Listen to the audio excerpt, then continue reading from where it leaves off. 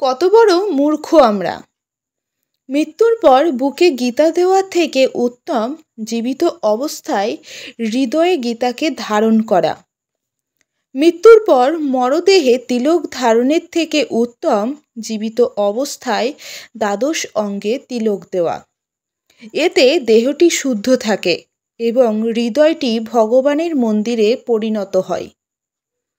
মৃত্যুযাত্রায় হরিনাম করার চাইতে হরিনাম করতে করতে দেহত্যাগ করলে ভগবত ধামে গতি হয়। তবে সেই অভ্যাস তখনই হবে যখন আমরা নিরন্তর হরিনামের প্র্যাকটিস করব। মৃত্যুর পর মৃত ব্যক্তি সামান্য একটি মহাপ্রসাদের জন্য লালায়িত থাকে, কারণ ভগবানের মহাপ্রসাদ তাকে নরক থেকে উদ্ধার করে। জীবিত অবস্থায় এর মর্ম আমরা বুঝি না। জীবিত অবস্থায় গীতা পাঠ করে না, অথচ শ্রাদ্ধের সময় মৃত ব্যক্তির উদ্দেশ্যে গীতা পাঠ করা হয়, যাতে মৃত ব্যক্তি নরক থেকে উদ্ধার পায়। কোনো কোনো প্রেতাত্মার কান্নার শব্দও শোনা যায়। অথচ জীবিত অবস্থায় ব্যভিচারী জীবন ধারণ করছো।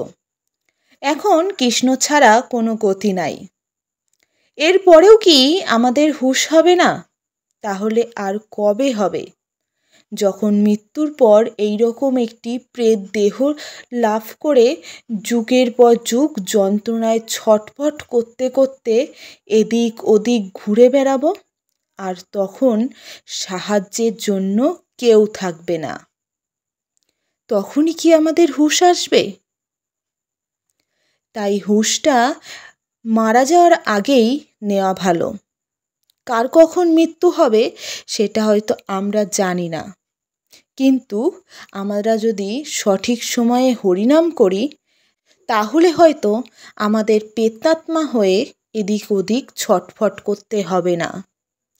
তাই সবাই মিলে একসঙ্গে বলুন, হরে কৃষ্ণ, রাধে রাধে, জয় গোপাল, শ্রী গুরু জয়।